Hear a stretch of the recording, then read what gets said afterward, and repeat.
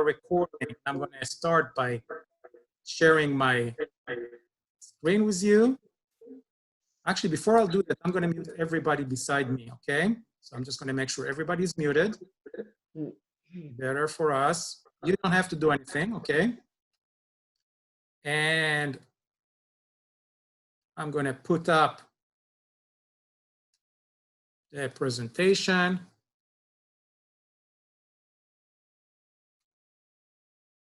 And I'm going to hide that floating thing, so it's not going to be in the way.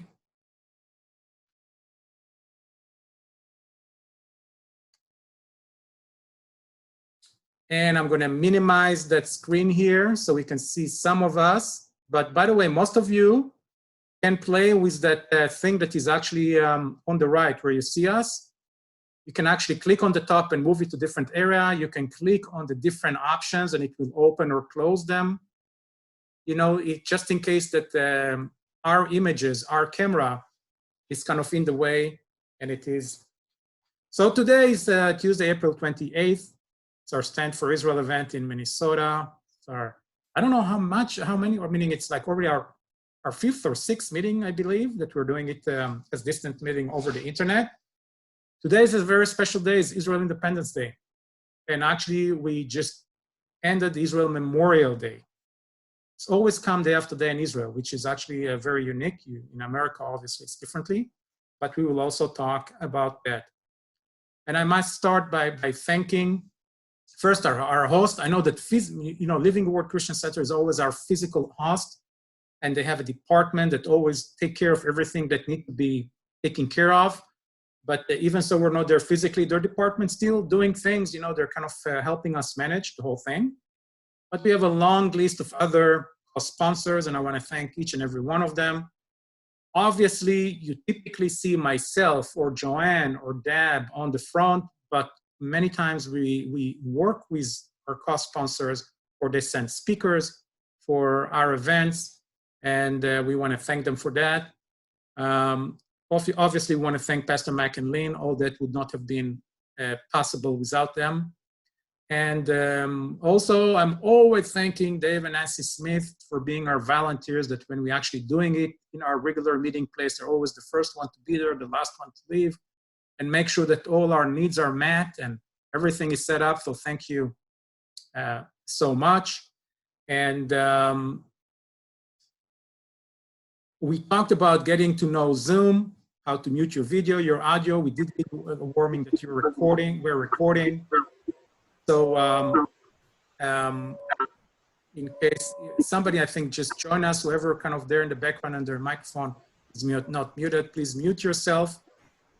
And today we're actually going to have 3 parts for our meeting. Hold on, let me do here something really quickly. I muted everybody. I hope now it's better. You don't hear the background noise.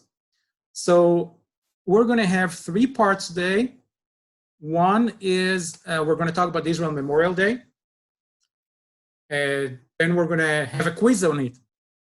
We're going to talk about Israel Independence Day, and we're going to have a quiz on it. If time permit, I have a very interesting thing that never done before called Weird Ways Israel Won Its War of Independence. I hope we'll have time left for that, but I think you will enjoy it. So now, also, we don't forget, we have our resources page, www.matmn.org/SFI for Stand for Israel. Remember, you can scroll down to the resource page. I keep on adding recordings of these meetings there. If you want to go and rewatch some of the videos, you're more than welcome to do so. So even so, I call today's meeting Israel Independence Day, but I'm actually going to start with the Israel Memorial Day, because that's typically the order that they do it in Israel. So in Israel, we're just finishing the Israeli Memorial Day. It is so much different than the Memorial Day in America. In Israel, it's actually a full national mourning day. You don't see people outside barbecuing or picnicking or playing. People are the whole people. Doesn't matter if you know someone that lost their life protecting Israel or not, you're mourning as a nation. We have ceremonies. Here's an example of the ceremony from 2 years ago. Obviously today they did a lot of it virtually. This is a ceremony where you can see the Prime Minister, Netanyahu, and you can see the President, Rivlin, and the chair of the Knesset. And you can see the head of staff, the chief of staff, the Israeli military, and many others. That main ceremony that actually starting the Memorial Day is taking place at the Mount Herzl. It's the main military cemetery in Israel. But beside going to there, people go to visiting military burial places, cemeteries all over Israel, even though the main one is in Mount Herzl. So again, that's a totally different. And here you can actually see an example from Mount Herzl. That's a military cemetery. You can see how it's actually, they're all being honored. And that's actually what happened on the day. In addition to that, we have all the programs on TV and radio are dedicated to the remembrance of the fallen. You hear their stories, hear their families talking. You don't have any joyful kind of programs. It's all about dedicated to the fallen. There are candle lightnings, there are special pins that people are wearing. And one thing that many people take by surprise is the siren. All over the nation, you know, like here you have the tornado sirens. In Israel, we have the sirens for remembrance. We're using it in different occasions, very few. One of them is on the Israel Memorial Day. And actually, what I'm gonna do, I'm actually gonna close the screen here for a moment. I'm gonna stop sharing my PowerPoint. And I'm gonna show you how it actually looks like. Because what happened is that literally people in Israel, doesn't matter where they are, everyone will stop where the siren is on. They'll get out of their cars, of their offices, and they'll stand, you know, out of their chairs. And they'll stand many times with their head down, to take the time to just have everything stand still, stop, and listening to the siren. I found a video from a couple of years ago where someone was standing on a bridge above a very busy highway in Tel Aviv, actually the busiest highway in Tel Aviv. And you can see that people are going in their cars and they know that, because you know they're going to announce it in the radio. Everything's going to stop. All you're going to hear is siren. And every TV or radio channel that you're going to switch to, you're going to hear this siren. So people know that it's coming up. So you can start seeing, like, even before the actual time arrived, in the middle of the highway, cars start pulling, you know, where it's usually forbidden to do, start pulling to the side. And when the siren starts, even they stop in the middle of the highway, get out of the car. And for a minute, they're honoring the fallens. You know, it's done. So I'm actually going to show you. I want to show you the video of that. That one is from 2 years ago. Again, today, probably for the first time, it looks very, very different. What I'm going to show you is how it is usually, okay? So I'm going to go here, just prepare it here for you.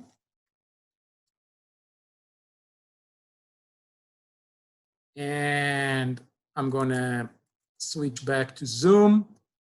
I'm going to share my screen with you. I'm going to make sure I'm doing it in the right way. And again, so I want you to notice how the car will start stopping even before the siren starts. And that's how it actually looks in Israel.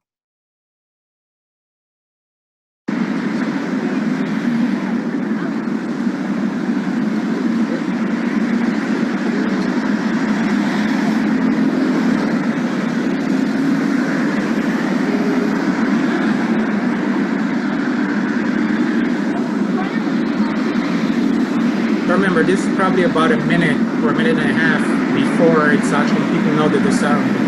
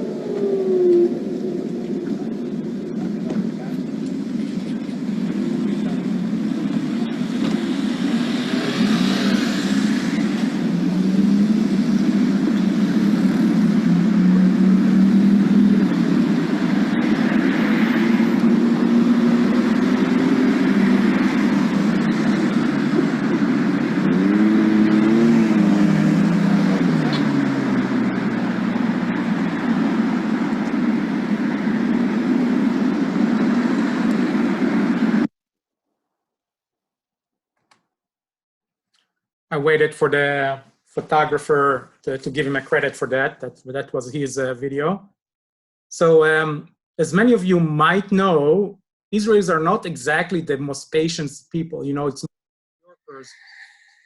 Oops, hold on. I think what happened here is that my the video kept on running. I'm sorry about that. So as you might know, most of the Israelis are more like New Yorkers, always in a rush and will honk and all that. Want to run, not like Minnesotans, you know, that we're not in a hurry to go anywhere, you know. So especially in Israel, to see that how everybody just stop everything to honor that 1 minute. Everybody in Israel was actually stopping and doing just that.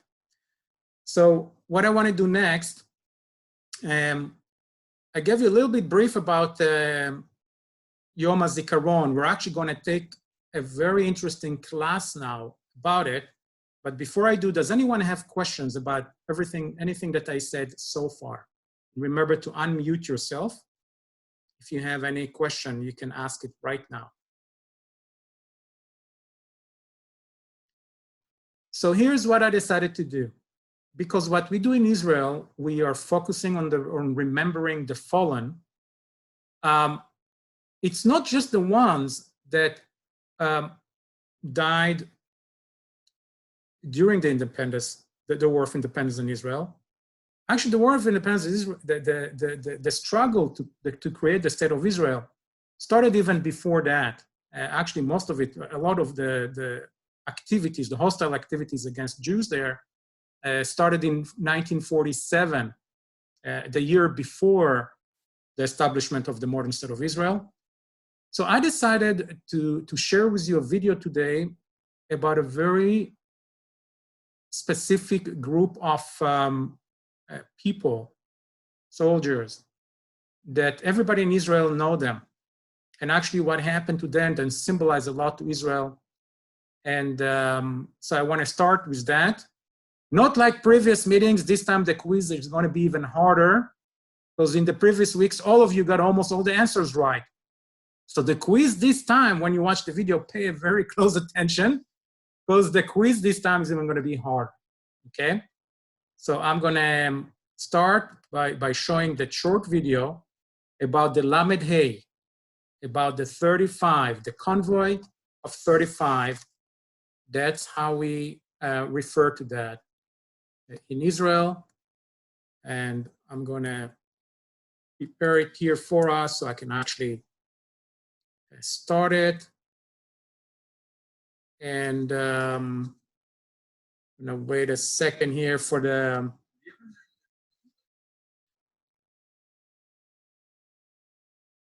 Okay. So I'm going to go back here.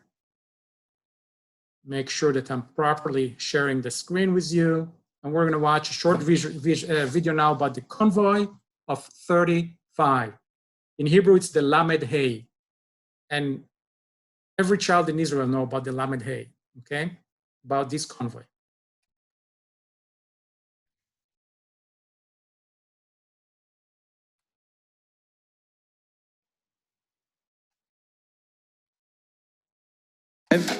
While not, have you ever heard of the Convoy of 35? While not as well known as Remember the Alamo, this episode from Israel's War of Independence became a rallying cry for Jews that helped unite them in an eventual victory over 5 Arab armies.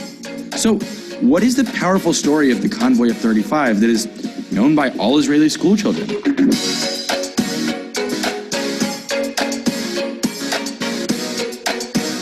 To understand this, we'll need to recall that, contrary to popular belief, Israel's War of Independence did not begin when the British left Palestine in May 1948. That may sound a little odd because that is in fact when the independent state of Israel was declared and when the surrounding Arab nations responded by invading the new nation. But that's really too late of a date for the war's starting point. We need to go back to a date 5.5 months earlier, November 29th, 1947, when the UN voted to partition the mandate for Palestine into 2 states, one Jewish and one Arab. While the Zionist leaders accepted the results and agreed to form a Jewish state when the British left, the Arabs emphatically rejected the vote and vowed to drive the Jews into the sea. Violence broke out right away. During this pre-independence period, there was extensive fighting between the Haganah and the Irgun, the primary Jewish military organizations during the period of the British Mandate, and both local Arabs and the Arab Legion, Jordan's British-trained army.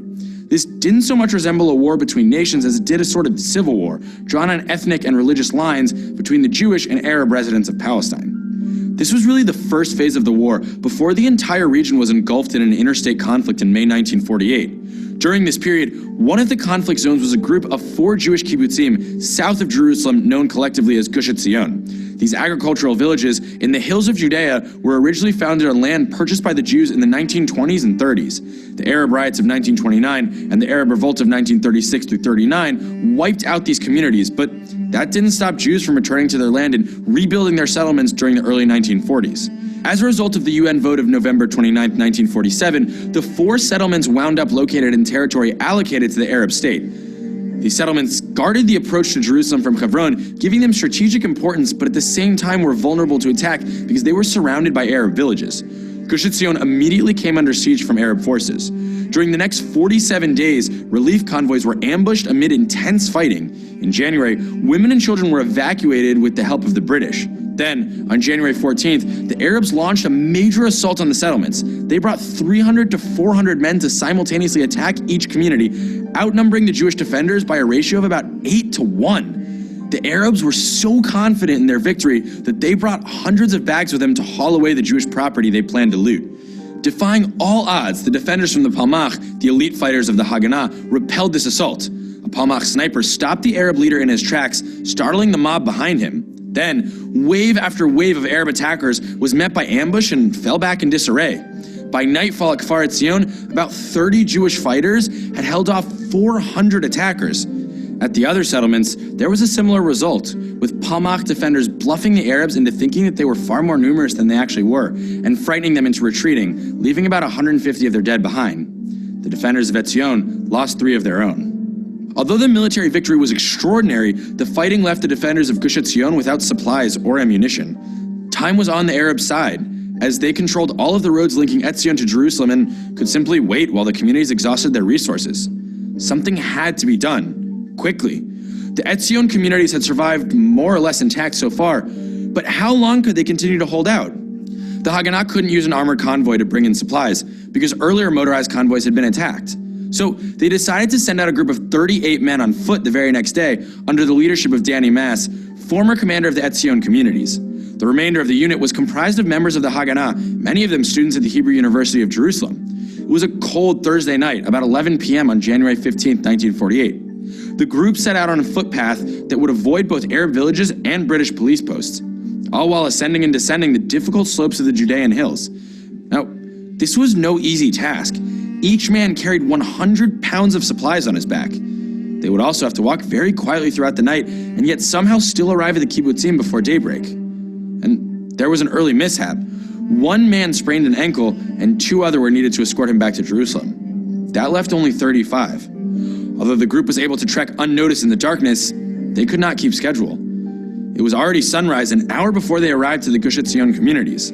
While the details of what happened next are not entirely clear, we do know that the unit ran into 1 or 2 Arab civilians, either an old shepherd or 2 women who were gathering firewood and began screaming at the sight of the Jewish scouts. Now, this put the 35 Jews in a tough spot. Letting the Arabs go would risk the mission and threaten all of their lives, but the only alternative would be to kill them. Now, years earlier, in the face of numerous attacks by Arabs against Jewish settlements, the Haganah had adopted a policy known as havlaga, or restraint.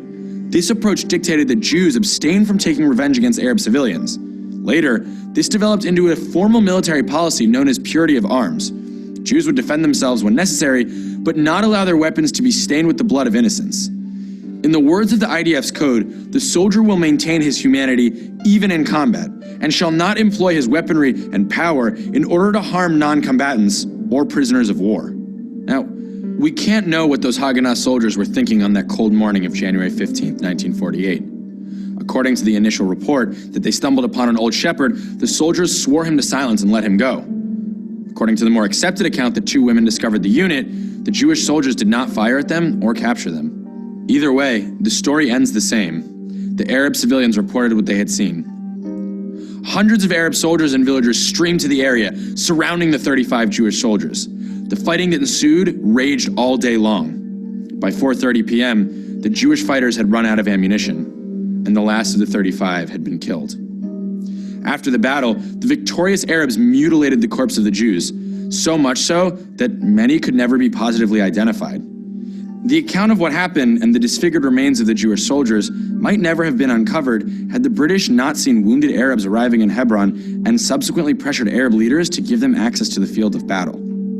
The tragic deaths of the 35 resonated throughout Israel. The writer Chaim Guri memorialized the story of the Lamed Hey, Hebrew letters corresponding to the number 35, in his classic poem Here Lie Our Bodies, offering a message of faith that the state would eventually emerge through great sacrifice and determination.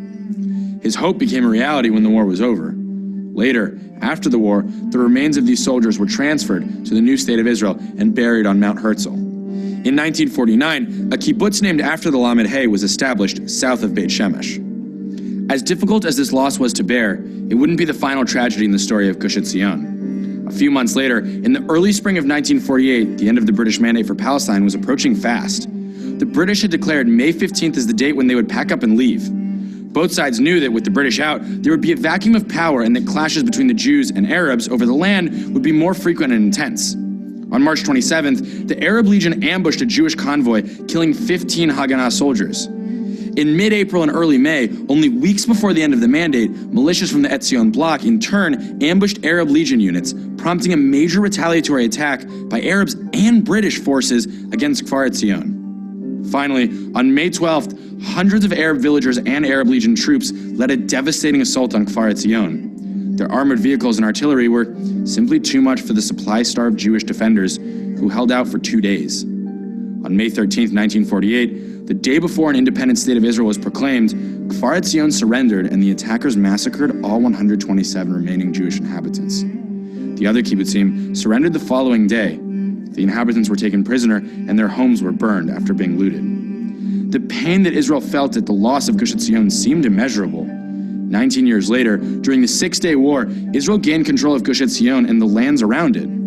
The pain of 1948 gave way to the intense joy of 1967, when the children of those killed in the massacre successfully petitioned the Israeli Prime Minister to allow the re-establishment of Kfar Etzion. Jews once again returned and rebuilt their communities that had been destroyed time and again. The story of the Convoy of 35, the Lamed Hey, is one that has been imprinted on the collective conscience of Israeli society. Jewish citizens of Israel are all familiar with this tragic tale of bravery and self-sacrifice, in which a group of talented, impassioned young adults risked everything to save a community under siege. Because the mission ended in the deaths of all the Jewish soldiers, there are details that may never be known, questions that may never be fully answered. What is clear is that the story immediately became a source of strength and resolve for a nation that was just being born under difficult circumstances, and that it stands today as a reminder of the high price that Jews have paid for having a country they could call their own. The revival of Jewish communities in 1967, on the very site where they had been obliterated 3 times in the 20th century, is a source of pride for Jews everywhere and a modern Israeli success story, transforming scenes of devastation and destruction into places of vibrant life. The Lamed Hey live on today as a myth, not in the sense of a false idea, but as one of the foundational narratives in the history of the State of Israel that helps us to better understand the character of its people.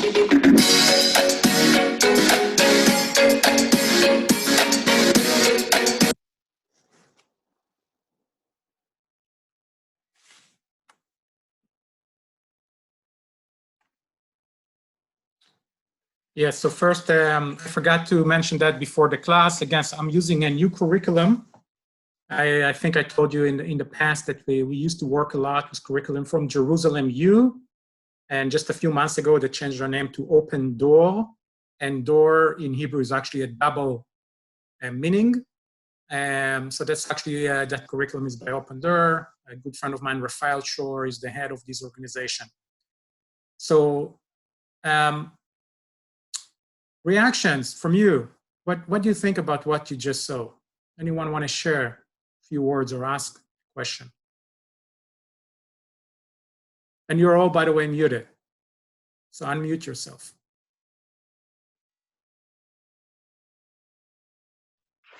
I have a question. Yes. It doesn't have to anything to do with the kibbutzim, which in the film just now, but it was in the Six-Day War when Jordan vacated the lands around East Jerusalem and the Old City, and they which freed up the Wailing Wall, and you know, eventually resulted in the unified Jerusalem. And so my question is, fast forward to 1980, when the Knesset voted to annex East Jerusalem. And so I think my question is, why did they need to annex it if they already had control over it? Does that make sense? Yes. In general, like the US have control over parts of Iraq and Afghanistan during the war. It doesn't mean that you make it a part of your sovereign territory or annexing. So even so, Israel had control after the 1967 war. We had control over the Golan Heights, the West Bank, many people call it Judea and Samaria, Sinai, Gaza. Actually, for a long time, Israel didn't annex any of these territories, and actually was planning on giving it back, hoping for... Getting a lot of background noise, Elon. I'm going to mute everybody again. Yeah. So Israel originally didn't, actually Israel was thinking of giving back all this territory, a vast majority of this territory, in the hope that after the 1967 war, that it might lead to a peace agreement with the Arabs' neighbors. Unfortunately, when time was moving on and peace agreement was not happening, Israel took a look at some of the areas that they thought that as time passed by, going by, and the first one, by the way, was the Golan Heights. Golan Heights was a very dangerous strategic land for the Syrians, and that was one of the first ones that Israel decided to annex. And regarding annexing what is called East Jerusalem, the same thing came, as you said, later. There's a lot of debates about it, going back and forth. I don't want to get into it too much because we can probably talk about it like for a whole class just about it, especially with the big news that came a few months ago, where actually with the Trump peace plan, Israel will be able to start annexing part of the West Bank starting this July. So it's more than just East Jerusalem. So it is a very complicated issue, and I want to keep it out. It's more of a political issue, and I want to leave it outside of today so I can actually manage all the things. So it's a very good question, by the way. But in general, when you are in over a military control over a specific territory, it doesn't mean that it's become a part of your country. You have to annex in order to do that. And that's what Israel did at some point. Israel annexed the Golan Heights, and Israel annexed East Jerusalem.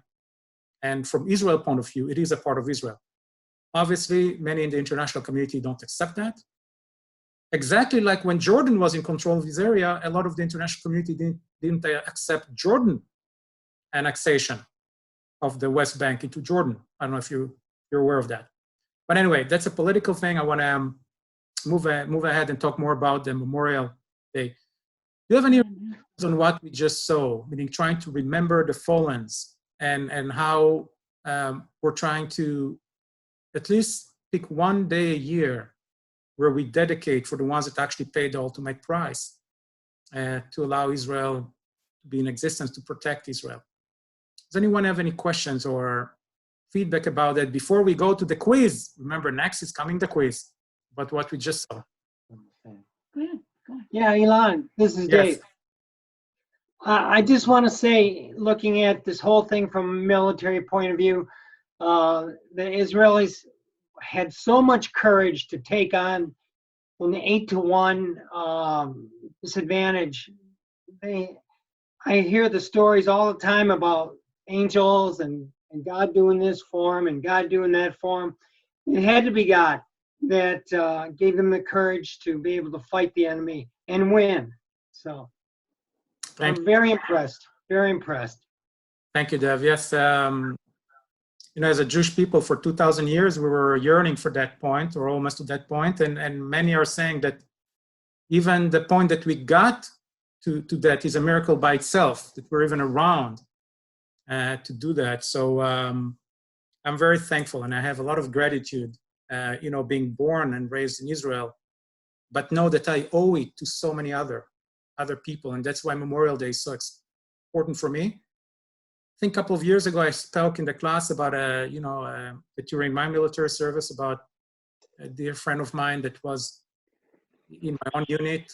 I used to tell you that we used to share the same, meaning when we were in Lebanon, I used to sleep, he used to guard, and when it was his turn to sleep, he came to the same bed because it was hot, it was really cold outside. And he gave me his own warm coat, you know, so he was like my kind of partner for that. So a lot of Israelis have personal people that they knew that actually, you know, I'm still here, he's not. He actually was killed exactly in the same place in Lebanon where we were positioned for some time. But he was still there, I wasn't there anymore, and he got killed. So yes, so I have a lot of gratitude for people, for God, for anything that actually brought me to this point to enjoy what Israel have to me. but not having to pay what those people pay. So thank you, Dave. So what we're going to do now, and especially for people that didn't do the quiz with us in the past, we like to do a quiz immediately after one of these segments.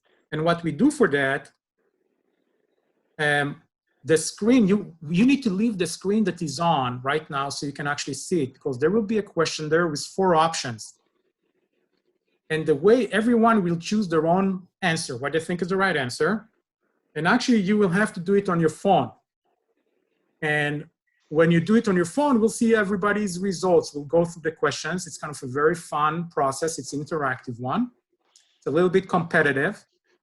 And for the ones that are already done it, know that it's simple, even though it sounds complicated in the beginning.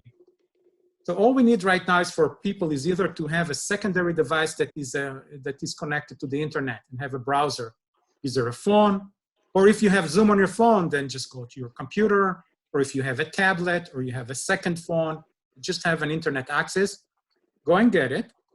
And I'll show you where the web address, all you have to do is open a browser and go to a web address. And I'm gonna share it with you right now.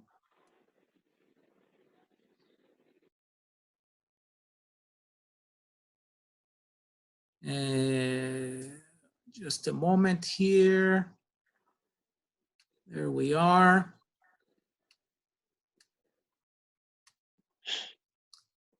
So I want you to go to these websites. Please make sure you see that it's kahoot.it, not .com. So you open a browser on your phone and you just type in the address kahoot.it. So any browser, tablet, computer, smartphone. I'm doing it on my own smartphone, and you're supposed to get a screen that asks you to enter a game pin. Pretty soon I'm going to show you what the game pin. So if somebody is not on Kahoot IT, just tell me I didn't find it yet. Otherwise, I'm going to go back here. Okay. So can I see your heads nodding? Most of you actually got the Kahoot.it on, right? Okay. So the next thing is that we will need to put on our quiz. So it will give us the pin.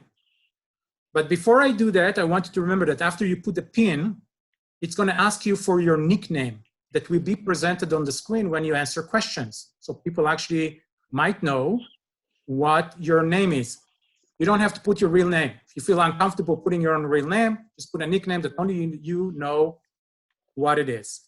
Okay, and so now I'm going to go and show you what the pin is.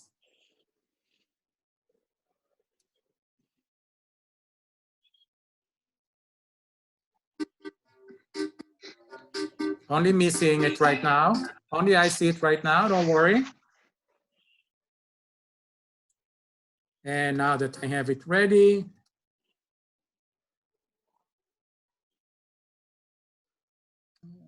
hold on.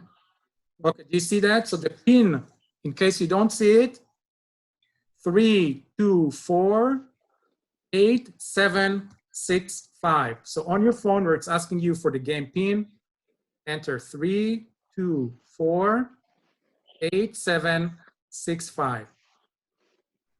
I see one person join. Another person joined. We already have 3 players. I'm going to join too. 9 players. We have a minion. We have 10.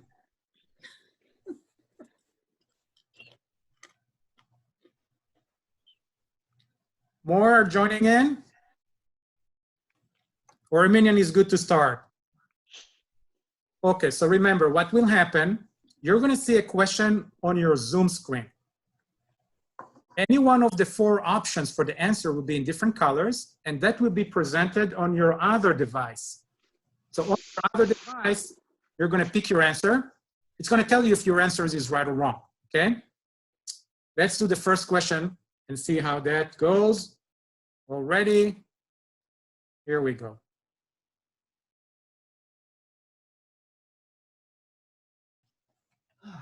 You just finished too? No. Can you bring the pin up again? Hey, Yolande. They just asked. Oh, okay.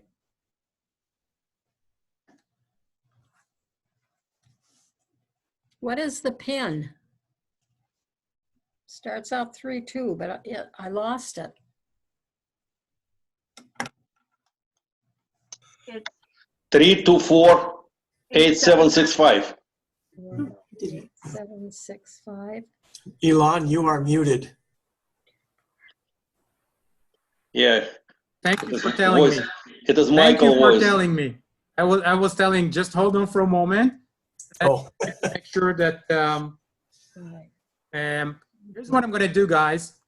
I'm going to Nickname. generate a new pin, okay? Because I just tried to see what happened to a couple of us that got disconnected.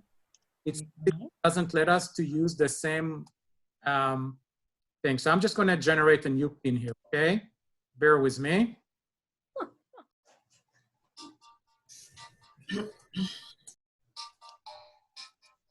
Can we use the same nickname, Elon? Now, Oh, okay. Oh, no, that's not the so the same. new pin It's a new is pin? 565 6, 5, 4239. 3, 9.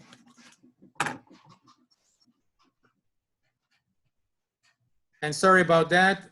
I just totally got, it happened to me like a few days ago. I was in the middle of a meeting and my whole internet at home got disconnected. It was like a little power failure just for a second. And my internet went off. So I see people are coming back in. Good. Sorry about I'm going to put some background music while you do that. All right.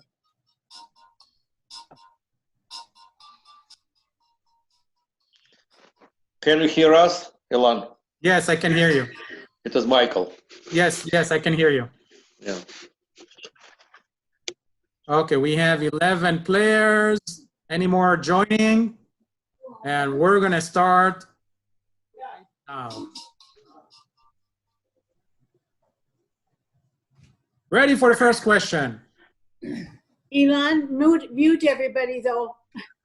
When did Israel's War of Independence begin?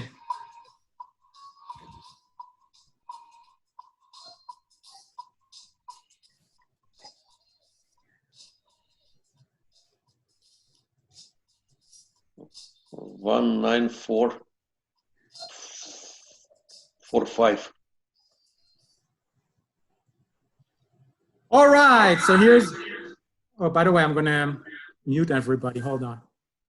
Sorry about that. Yes, Do there's that quickly question. here. There's the 4 choices. You pick one on your phone. Yeah. I picked this one. Okay, so here's what's going on. First, if you look at your phone, you will see that it will tell you if you have the right or wrong answer, okay? And what we can see here, that the question was, when did Israel's War of Independence begin? It's a trick question. I told you I'm gonna have a lot of trick questions today. 4 of you got it wrong because, when Israel declared independence, that's what many people think. That's when the war started. But actually the right answer is that it started immediately after the UN partition vote. Even before the state was declared, the war was actually already started. So 3 of you got it right, 5 of us got it wrong. And let's see how we're doing on the standing. And Minnesota Soggers first place, and CJ second place, and Big Guy third place. Now, for the ones that are playing it with us for the first time and asking how come Minnesota, if we have 3 people answer it right, how come they got different points? You get more points if you answer it quicker.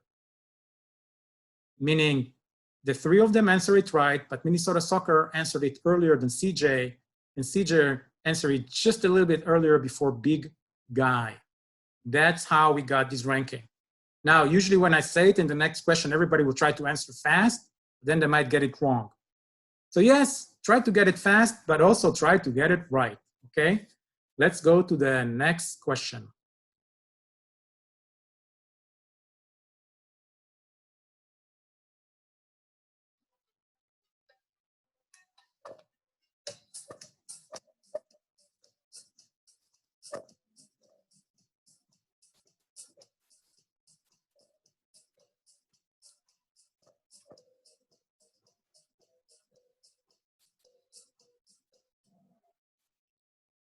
So the question was, what was the area in Judea south of Jerusalem with 4 kibbutzim called? The right answer is Gush Etzion. As I said, I know it's kind of was, we're taking like a little bit more tricky questions and hard questions today, but 8 of you got it right, which is great. Let's see how we do about the standing. The standing is going to be now very interesting, isn't it? All right, CJ jumped to the first place and Boaz in his second place. Gabi, Esther, oh, I'm in 5th place. That's a good thing. Every one of you, by the way, again, on your phone, you can actually see how well you did. And it's giving you a little bit more information, or the other device that you're using. Let's go to the next question.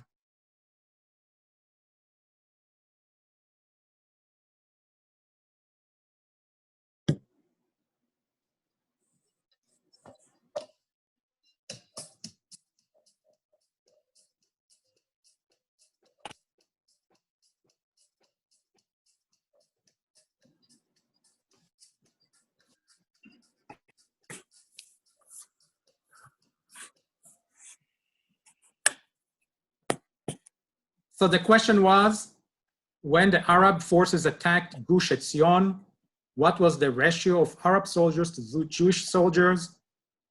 And the right answer is 8-1. The majority of us got it right, and it's all Dave Smith's fault, because when he talked immediately after that video, he mentioned that ratio again. So he helped all of us actually remember what it is. By the way, if anyone have a question so far about how to use it, that's a good time to Elon, ask. I think you should mute everybody. Yes, I know, but I was asking while I do that, what I'm going to do. I'm gonna, Oh, now I have a better view. okay. Okay, now I muted everybody. If anyone have a question, they can unmute yourself after the next question. Let's see what's the standing look now. Oh, look at that. Oops, sorry, I did it too fast. Here's the next answer, next question.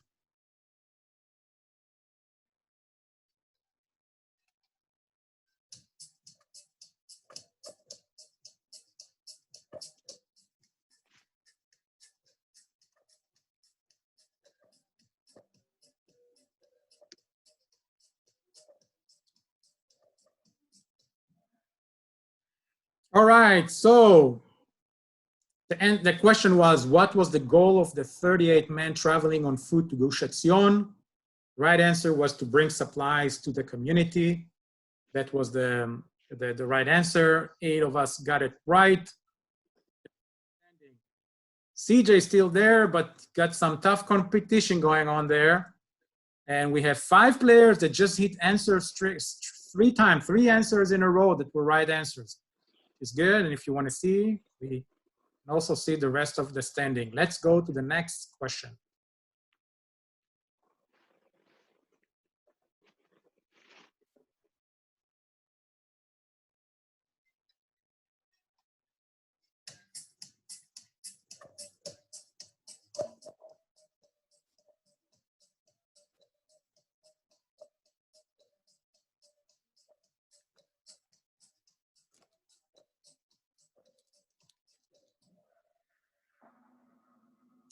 So the question was, when the now 35 men, if you remember, they started 38, were discovered by Arab civilians, what question did they face?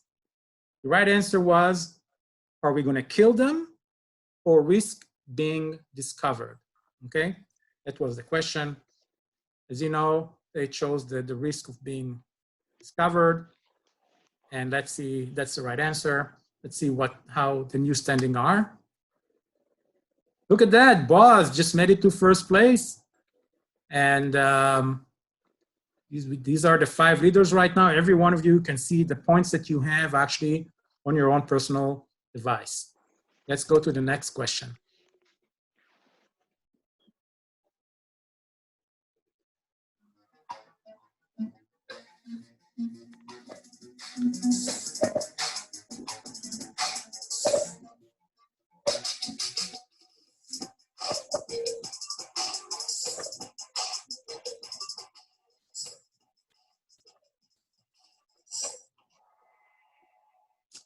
So the question was, what is the meaning of the military policy of the IDF of purity of arms, or as we call it in Israel, tohar haneshek?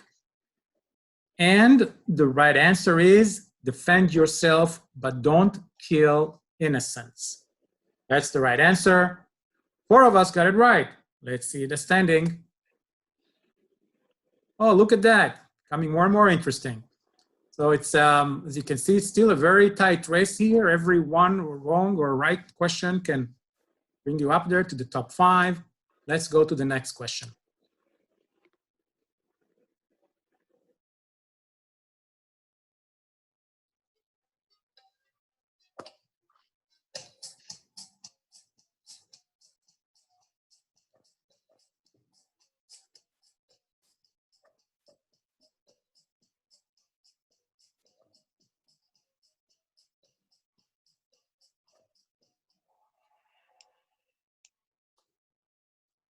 The question was, what does the Lamed Hey represent? And it's represent the 35 soldiers that were killed. 5 of us got it right. Standing, here we go. We see movement all the time. That's kind of keeping it interesting. Let's go to the next question.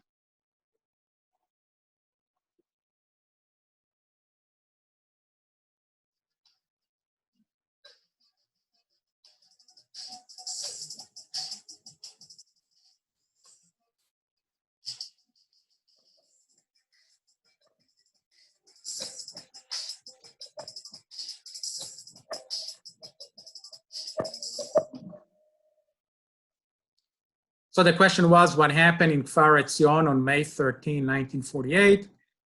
The right answer is the Jews surrendered and all were massacred. 6 of us got it right. Let's see the standing. And we have a little movement there also. Let's go to the next question.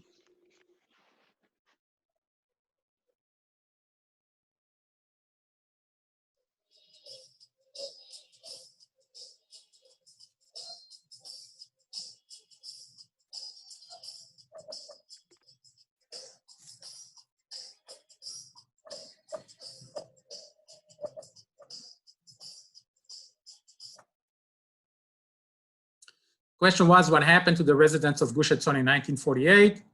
The right answer is that they surrendered and were expelled from their homes. Oh, no changes. Let's go to the next one.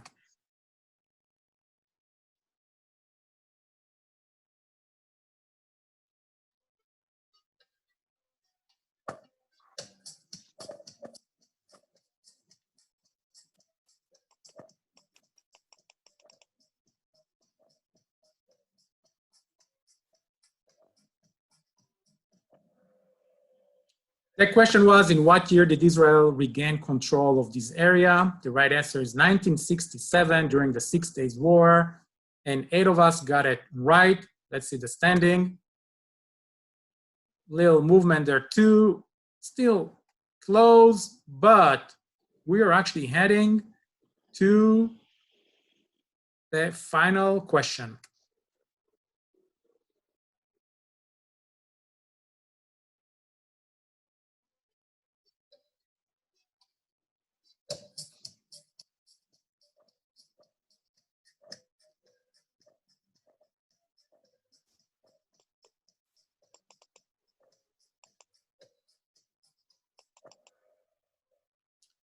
So the question was, why is the story of the Lamed Hay so important to Israeli society? The right answer is all the above. It's bravery and self-sacrifice. It's the high price to have a Jewish state. And it's the example of Zionism. So all of the above were actually right answers. Let's see the final standing. Third place, Abby. Abe. Big Guy second. First place, Katz is first place.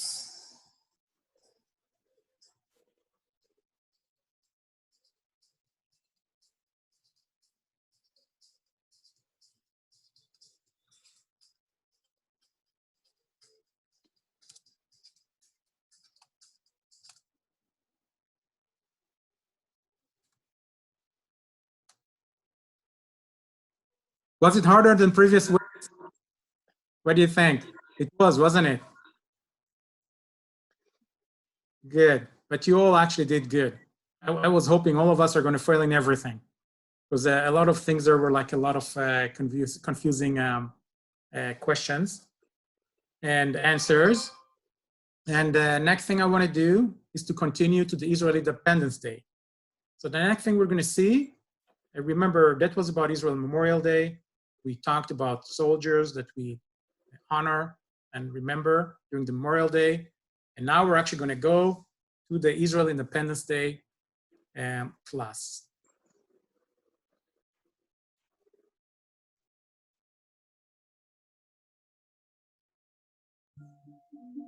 Take me just a moment here, and I'm going to mute all of you in a moment.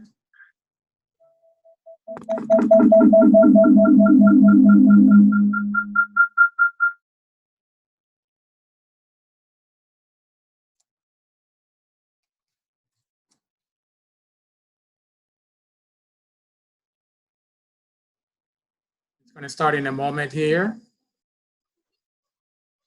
That's a commercial. That's not the actual thing. And I'm going to share my screen with you now.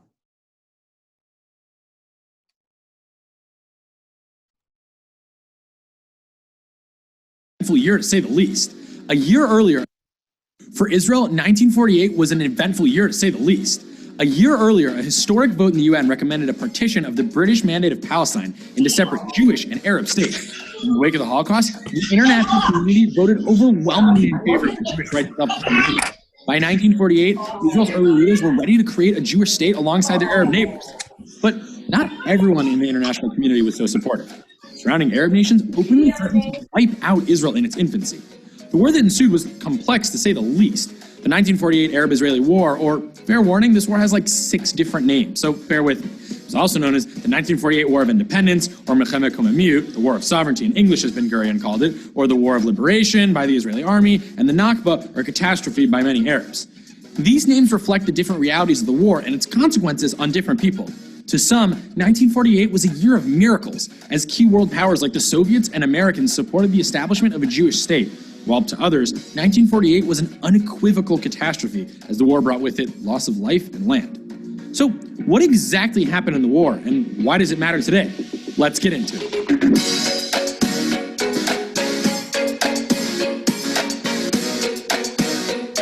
The first phase of the war began in 1947 after the UN passed the resolution to partition the land. Jews living in the British Mandate were overjoyed, but there was little time to celebrate. Almost immediately, the Arab Higher Committee, then the political arm of local Arabs living in the Mandate, started clashes with the Jews. Soon enough, it was practically a civil war. Violent Arab riots broke out, and although the British were legally in control of the region, they'd already decided to withdraw and for the most part adopted a pretty hands-off approach to the growing conflict. However, they did maintain strict quotas on Jewish immigration from Europe, as well as on supplies, making manpower and arms shortages pressing issues. Meanwhile, the Haganah, a Jewish pre-state paramilitary force, was bracing for the possibility of an all-out war. The Arabs had rejected the partition plan and didn't believe outside nations should determine their fate. In response, Arab terrorism in the Mandate was on the rise. And there was another fear. The Arab population in the region was twice that of the Jews, and the Arab media played up its military prowess. This propaganda machine spoke of total war against the Jews there and stoked more fear in the Jewish people. After several failed attempts to quell Arab aggression, which included a devastating siege of Jerusalem, Ben-Gurion and his inner circle enacted something called Tochnit, or Plan Dalet, Dalet being the fourth letter in the Hebrew alphabet, so basically Plan D.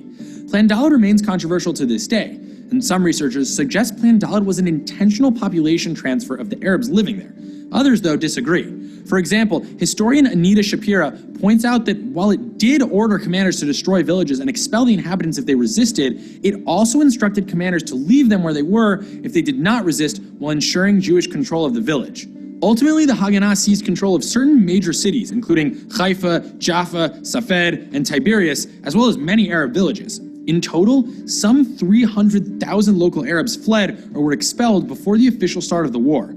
Many wealthier Arabs left voluntarily, and many thought their evacuation was only temporary, with plans to return once the Jews were defeated. On May 14, 1948, the moment everyone had been bracing for finally arrived. Just before the British mandate was set to expire, David Ben-Gurion, Israel's first prime minister, declared Israeli statehood. Mind you, this wasn't an easy decision to come by. In fact, Ben-Gurion and a small circle of 9 other leaders made the call with a vote. The motion passed by the slimmest of margins, only 6-4, but Israel was born. Again, there was little time to celebrate, and no one knew that better than Ben-Gurion. On that historic day, he wrote in his diary that he was a mourner among the celebrants. Ben-Gurion correctly anticipated the high cost of declaring Israeli statehood. On May 15th, the very next day as the British mandate was officially terminated, 5 surrounding Arab armies, Lebanon, Syria, Iraq, Egypt, and Jordan, invaded the day-old nation. Now, a few things helped Israel withstand the initial wave of the attacks. For starters, just a few days before, intelligence gathered by the French consulate in Jerusalem informed the Haganah about specifics of the Arab army's plans. Also, with the British out of the picture, Jewish immigration picked up, which meant more fighters. But these were hardly soldiers. They were ill-equipped European refugees, mostly Holocaust survivors with little to no military training. Most of them didn't even speak the same language. Imagine trying to coordinate an army when you can't even talk to each other. But the Israelis were also able to ship in more arms and ammunition. This helped the Haganah turn itself into a real army and even incorporate the Irgun and the Lehi, 2 rival Jewish militias. United under one banner, they formed the modern-day Israel Defense Forces, or the IDF. Still, Israel's first month in existence was marked by tragedy. Jewish immigrants who had been freed from concentration camps only a few years earlier went straight to the battlefield, and thousands died in the fighting. Ultimately, it would be the bloodiest of Israel's wars. Egypt invaded from the south and eventually reached the southern Israeli cities of Ashdod and Beersheba and headed further north from there. Syria penetrated northern Israel, while Jordan, the strongest of the invading Arab armies and trained by the British, captured Jerusalem. The Israelis were very much outgunned, especially at the start of the war. On May 19th, the Egyptians attacked Yad Mordechai, a kibbutz in southern Israel. There, a force of about 100 Israeli kibbutzniks and 2 paramilitary squads armed with only rifles, 1 machine gun, and 1 anti-tank weapon somehow fought off 2,500 Egyptians equipped with armor, artillery, and air units for 5 days. The Egyptians incurred heavy losses, and Israeli losses were comparatively light. Still, in large part, this first month was pretty rough for Israelis. Counterattacks in Jenin, Ashdod, and Latrun failed. The IDF also failed to defend inhabitants of the Jewish quarter in the old city of Jerusalem, which was still under siege. In that first month, 1,600 Jewish lives were lost. Now, that might not sound like a lot, but when Israel was first established, only 650,000 Jews lived there. A key turning point for the Israelis was a UN-brokered truce, which came into effect on June 11th. The truce was meant to be in place for 28 days, and it included an arms embargo. Basically, the idea was neither side was supposed to benefit from the truce. But of course, that's not what happened. Both sides used this time to improve strategic positions and import more weapons. Israel bypassed the embargo and brought in a massive shipment of arms from Czechoslovakia. Without that shipment, Yitzhak Rabin, then an IDF commander, later said it was very doubtful whether we would have been able to conduct the war. Israel increased its arms supply to more than 25,000 rifles, 5,000 machine guns, and 50 million bullets. Plus, with more Jewish immigrants arriving, they were able to almost double their manpower. Coming out of the truce, Israel launched a major offensive called Operation Danny, named after an officer, Daniel, or Danny Mass, who was killed earlier in 1948. The first phase of Operation Danny called for Israeli forces to capture the cities of Lod and Ramlah. These 2 Arab cities were strongholds for Arab Legion forces and were both located on the route connecting Tel Aviv and Jerusalem. Arab snipers and militiamen could pick off Jewish transport vehicles, which forced traffic between the 2 cities to a roundabout southern bypass. The operation to take control of these areas was a massive success. the Israelis seized the Lod airport and a strategic railway station in Ramla, as well as dozens of surrounding villages. However, it's important to note that during Operation Danny, some 50,000 Arab residents of Lod and Ramla were expelled from their homes. By the time both towns were in Israeli hands, only a few hundred of the original inhabitants remained. This was the lone case of organized removal of entire cities, according to Anita Shapira. In fact, Ben-Gurion ensured that the Arab residents of Nazareth would not be expelled because they had surrendered. The second phase, however, which was an attempt to recapture Latrun and end the siege on Jerusalem, ultimately failed after several costly attacks. Still, the partial success of Operation Danny boosted morale on the Israeli side, which was gaining ground on the Arab armies. In July, Ben-Gurion proposed attacking Arab armies in Judea and Samaria, or the present-day West Bank. He also supported another attempt to attack Latrun with the aim of capturing East Jerusalem, including the Old City, and liberating all of Jerusalem. But Ben-Gurion, a man used to getting his way, was opposed by his top military advisors, who feared another attack on Latrun would ultimately fail and preferred giving resources and manpower to other fronts, namely the southern Negev region. Ultimately, it was put to a vote, and Ben-Gurion lost, with members of his own party voting against him. Now, diverting resources to the south ultimately proved to be a pretty good idea, where the fight against the Egyptians continued. By the fall of 1948, Israeli forces were preparing a major offensive to drive the Egyptians out of Beersheba, southern Israel's largest city. The Negev Brigade, a branch of the IDF, launched their attack early in the morning, and within a few hours, the Egyptians surrendered at the city's police station. About 120 Egyptian soldiers were taken as prisoners. This was a crucial blow to the Egyptians, as losing Beersheba severed a key supply route. On the other side, capturing Beersheba helped the Israelis take back control of the southern desert. In December, the Israelis successfully launched Operation Chorev, a final assault on Egyptian forces in the southwest, which ultimately ended the Egyptian threat on Israel's southern communities. By February of 1949, Egypt officially withdrew. Israel emerged bruised and battered. In all, over 6,000 Israelis died, which was about 1% of Israel's total population, a massive loss. And this number, tragically, included some 2,000 Holocaust survivors. But the country was still standing. Meanwhile, in response to Israel's victory, more than 850,000 Jews living in Iran and Arab countries in the Middle East and North Africa were expelled from their homelands, and many settled in the new Jewish state. The indigenous Arab population was ultimately the worst hit, though. 700,000 fled, were exiled, and according to Arab historian Arif al-Arif, more than 15,000 were killed. Despite the huge losses Israel incurred, both from a casualty standpoint and from losing the eastern part of Jerusalem to the Jordanians, the war was still a huge success for the Jews overall. They created a new, modern army, took in swaths of Jewish refugees from Europe, the Middle East, and North Africa, and they started a nation in the Jewish ancestral homeland. As is often the case in history, the war had different impacts on different people, though. For Israel, it was a huge success. For many Arabs, it was a massive loss. But only by acknowledging the different perspectives can we begin to unravel the true complexity of what happened in 1948. Thanks for watching. See you guys next week.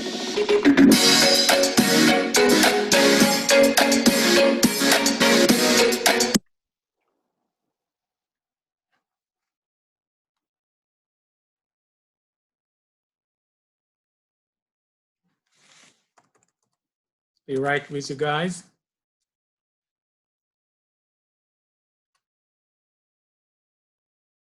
Okay, you're all muted.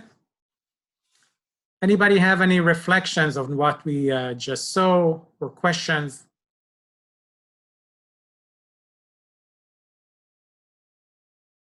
I wanted to know, because I'm usually like to use to compare ratios. You know, we said that 1% of the population died in the war. So number-wise, you know, when people see like 6,000, they're like, oh, it doesn't look a lot. But if you think about 1%, take it in, use like the right ratio. So for an example, just for an easy calculation, let's say we have 350 million people in the US right now. 1% will be 3.5 million people. So always try to take it like in the right perspective, that 1% is a lot, you know, regarding losing people. So what we're gonna do, before I'm gonna open it up, you already like to go to the quiz. Anybody wanna say something, wanna share anything? Any questions? Remember, you're all muted. Okay, good. Let's go into the quiz then. And again, you know, I thought maybe Dave will come up and give some things that he remember from the video before the quiz, so it will help all of us. You know, he have done it before. It's the 8-to-1 ratio when we talked about it. So you all know, you already know, I'm not going to explain to you again how to join the quiz. I'm going to bring up the PIN numbers so you can all join. And I'm going to share it with you in a moment right here. Somebody who shared their screen. Let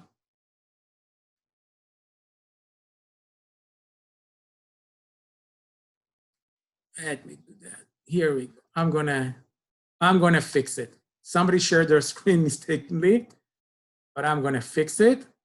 There we go. So you can see right here on the top right, you can see the PIN number.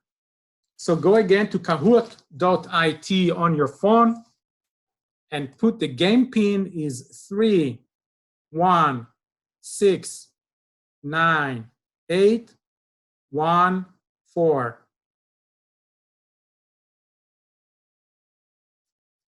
And then put your nickname.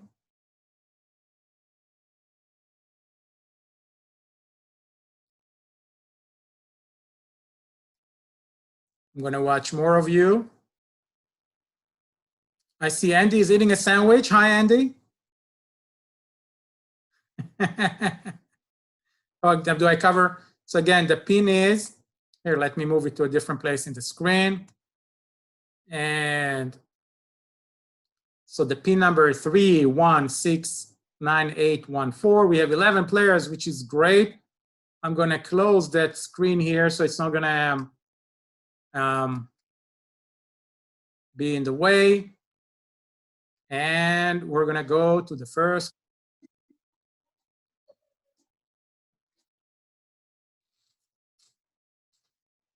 "13 questions. Oh boy.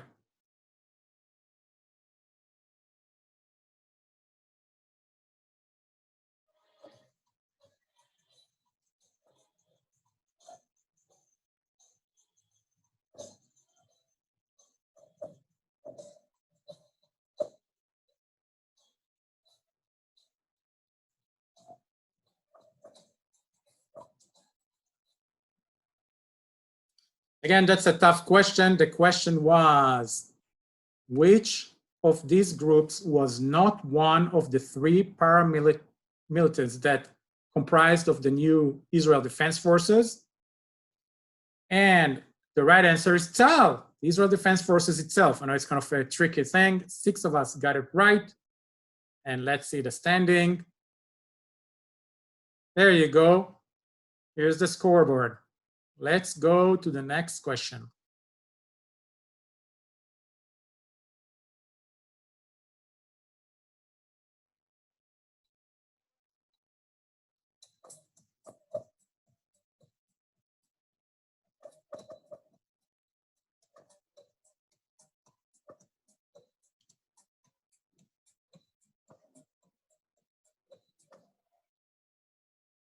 So the question was, which of the following is not one of the names of this war? And the right answer is the War of Miracles. We do know that miracles happened there, but that wasn't a name that was given to the war. Every one of the other 3 were giving. The Nakba, by the way, was given by the Arabs to that war. Let's see the standing. And we see some movements in here. Tight competition. Let's go to the next question.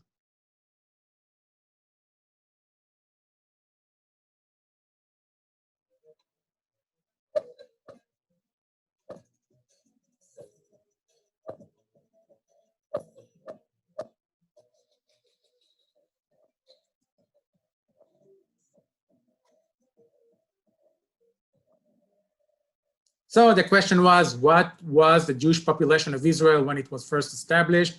Wow, 11 of us got it right. That's good. The right answer is approximately 650,000 people. See the scoreboard. All right, changes again. Let's go to the next question.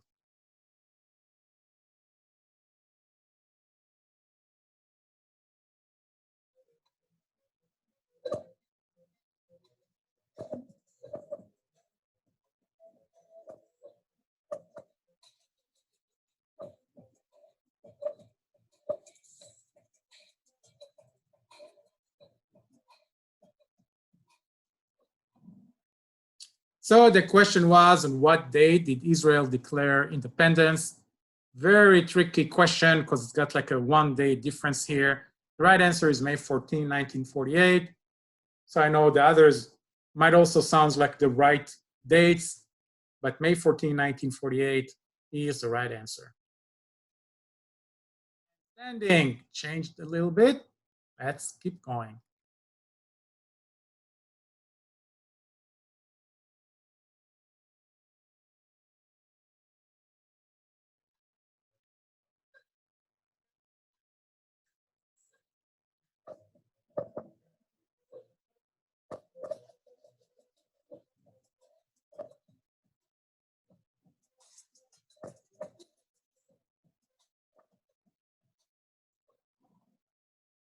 So the question was, after declaring statehood, why did Ben-Gurion refer to himself as mourner among the celebrants? The right answer is because he anticipated the Israeli major losses in the war. Standing changes again. Still very close here. Next question.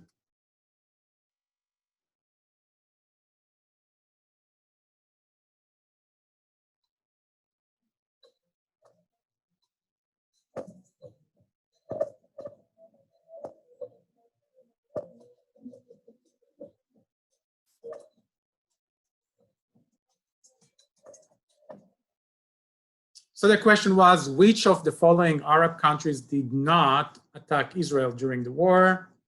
And the right answer is Iran. Syria, Iraq, and Lebanon did invade Israel. 6 of us got it right. Let's see what it does to the leaderboard here. Ooh, look at that. As I said, it's very, very close, very, very tight here. Let's go to the next question.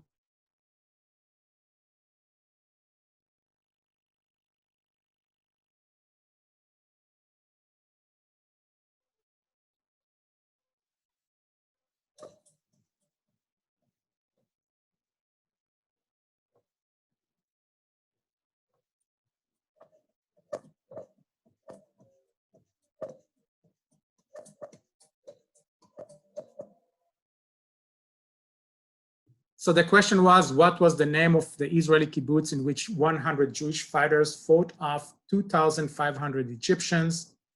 The right answer is Kibbutz Yad Mordechai. I know it was a tough question. It was said very quickly during the presentation. The reason I put it up here again, because almost every Israeli child know that. They know about Kibbutz Yad Mordechai and what happened there. Actually, as students in school, used to take trips over there, go and visit it and actually learn. There's a museum there right now to commemorate what happened there. Let's see the leaderboard. Oh, it changes again. Wow, it's really close. Let's go to the next question.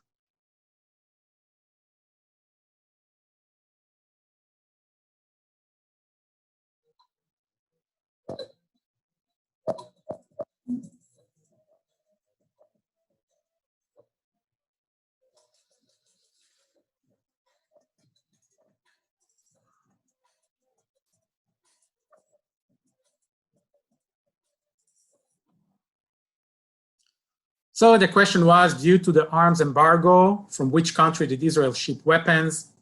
Most of you got it right. It's Czechoslovakia. Many Israelis know that because the rifle we used to have a lot of the time, we used to call it the Czech rifle, you know, the rifle that came from Czechoslovakia.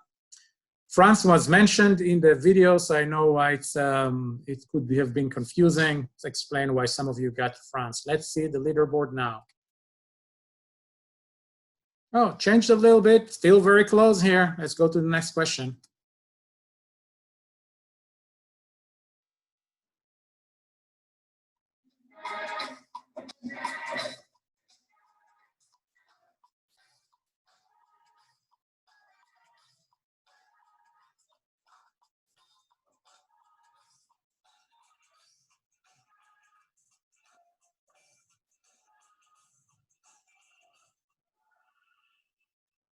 The question was how many Israelis were killed in the 1948 war. 10 of us got it right. The right answer is 6,000. I know the 8,000 was also a little bit confusing, so that was also a close one. Let's see if there are any changes to the leaderboard.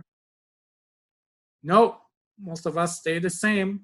Go to the next question, still very close.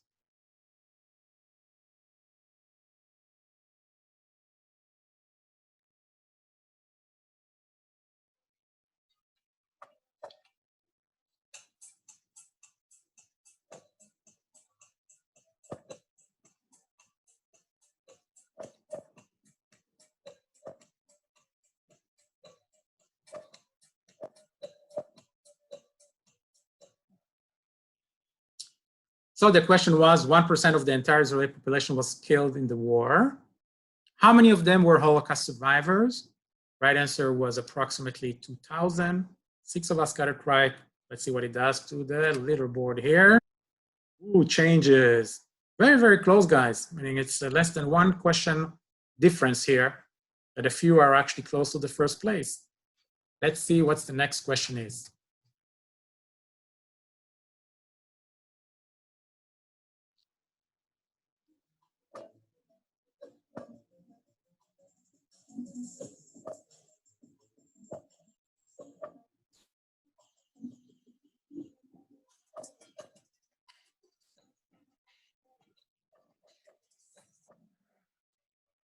So the question was how many Arabs fled or were expelled from their homes during the war. The right answer is 700,000. Again, I know a few numbers were given during the video during different times of the war, but that's the right answer. Let's see what it did to the leaderboard. Little change, still very close here. One right or wrong question, jump you up or down. Next.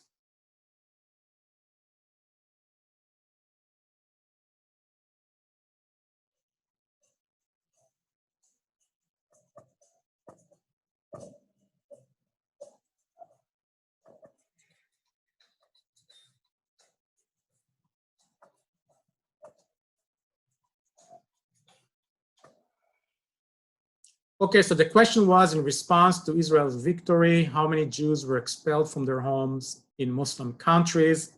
The right answer is 850,000. I know the 700,000 is confusing because it's more close to the Arab number, but actually there were more Jews that were expelled from their home in Muslim countries than Arabs that fled or were expelled from the territories in Israel. So let's see what the leaderboard is. Didn't change. Getting close to the almost. It's becoming here. Still very tight here. Let's go. Last question.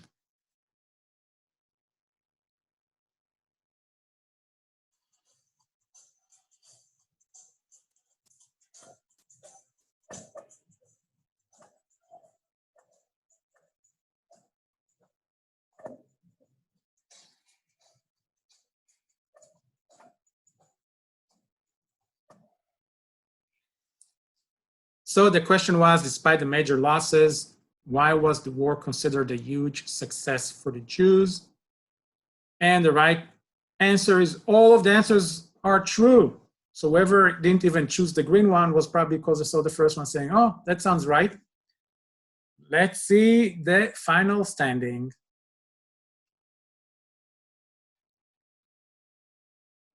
Third place, Minnesota Soccer.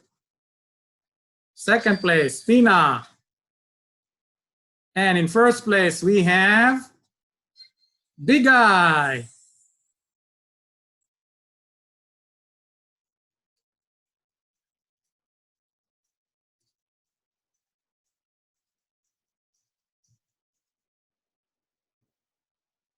A lot of information today, isn't it? But are you learning? Was that a good thing? Can I see thumbs up on the screen? Because I'm kind of muting all of you. All looks good? Great.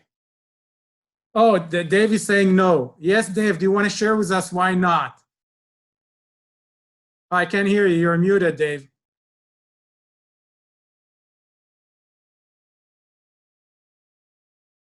Here, I'll unmute you, Dave.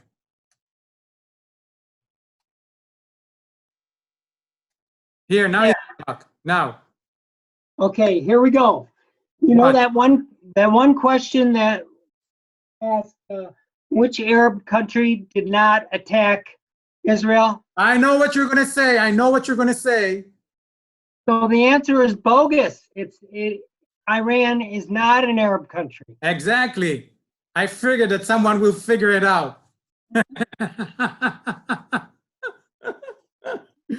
I think the question should have been, which of these Muslim countries or something like that. But Dave, you got it right. Iran is actually, that's a mistake that we have in there. We should have used a different term. But the bottom line was none of the three others were sitting out. All the other three others participated. So it was a trick question, you're right. And Iran is not an Arab country. But yes, okay, forgive me for that. That was a good thing. Good. So I have a question for all of you. It's 8:45. I have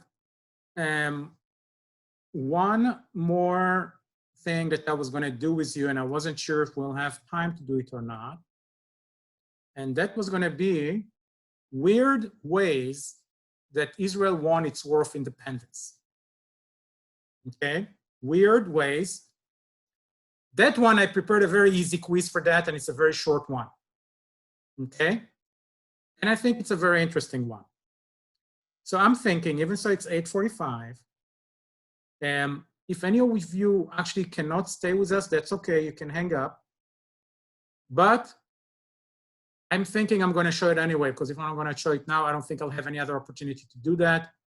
So let's watch that video, do the quiz, and then we're going to do kind of the wrap up and talk a little bit even more if you want to. If you don't have anywhere you want to go, you can go, Carol, you cannot go dancing today. Sorry, everything is closed, yeah. And but anyway, so let's go see the final one, weird ways that help Israel actually win the war of independence. It'll take me here just a moment to set it up. But I just love that one, it's more on the light side. And I thought that you will appreciate it. It sounds funny, but it's actually true. Hold on just a moment. That was for a moment the commercial before the video start. So I'm preparing it. I'm going to mute all of you again for the video. Okay, and after that, I will open you up again.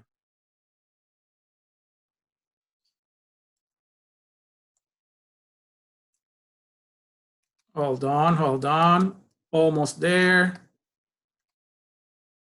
Clicking all the right buttons. It's no secret. Israel is often synonymous with high-tech wizardry, and as a tiny nation about the size of New Jersey, it clearly punches above its weight class economically, scientifically, technologically, and militarily. But back during their fight for independence in 1948, the Israelis were underdogs in many ways. They were outgunned, facing multiple trained armies. Not a gambler in Vegas would have bet on the Jews. But what's important to know here is that what the Jews lacked in sheer power, they made up for in resourcefulness and creativity. To paraphrase Hamilton, just like their country, they were young, scrappy, and hungry. They managed to make use of things like the Davidka, a loud, inaccurate, and mostly ineffective weapon. They also spent their nights secretly building dirt roads and dropping soda bottles out of planes. That's right, soda bottles. Crappy weapons, dirt roads, and recycling? How does that help you win a war?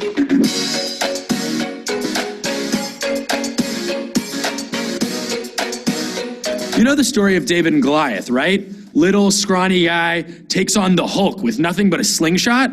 Why the Bible lesson? Well, during the Arab-Israeli War in 1948, we had kind of a David and Goliath situation on our hands. The Jews, like I mentioned before, were a scrappy bunch. They had their underground militias, the Haganah and the Irgun, which later became a small official army of the new state of Israel. The Jewish forces then were made up, in large part, by people who had just survived the Holocaust only a few years earlier. Meanwhile, local Arabs were supported by the Arab Legion, Transjordan's well-equipped British-trained army.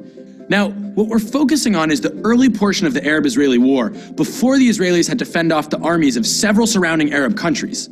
Still, the situation was dire, with the Jews finding themselves outmatched against the professionally trained Arab legion. The Jews fancied themselves the David to the Arabs' Goliath, so they needed their slingshot. Instead, they got the Davidka, a weapon named, in part, after the biblical story. Modeled after a primitive Czech weapon, the Davidka looked pretty unimpressive and almost harmless. Anyway, with something like the Davidka, looks can be kind of deceiving.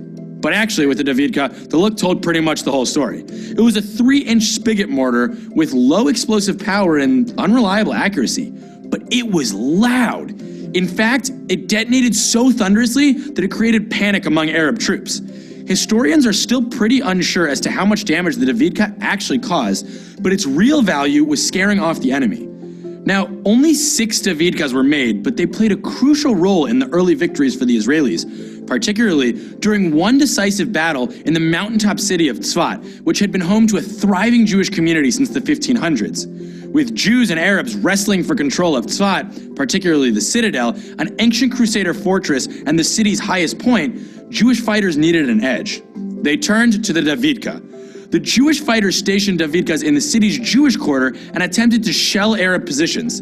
The blasts the Davidka produced caused the Arab troops and many Arab civilians to run for the hills. They evacuated the city, leading to a huge victory for the Israelis. The Arab troops were so terrified by the noise of the Davidka that rumors quickly swirled that the Jews were developing a new secret weapon. Some even thought the Jews had harnessed an ancient, dark, magical power with ties to the occult. I'm totally kidding. But some actually thought they were developing an atomic weapon. They weren't. Or were they? No, they actually weren't. Anyway, one key weapon the Israelis did possess was a makeshift air force. But don't get too excited. With the US and British banning arms shipments to Israel, the young nation turned to Soviet bloc countries, desperate to make arms deals. So the Israelis ended up with a small fleet of poorly conditioned old Czech planes to halt the advances of Arab troops on Tel Aviv and Jerusalem. When Israeli volunteer pilots ran out of bombs, they didn't run out of ideas. They got creative and dropped seltzer bottles in lieu of artillery. That's right. As they fell, the bottles made a loud whistling noise that sounded something like bombs dropping. And the bottles also burst on impact and made one hell of an explosion. Again, much like the Davidka, the noise alone created the illusion of more firepower than the Jews actually had. But in the battle for Jerusalem, the 4,000-year-old city and Israel's future capital was under siege.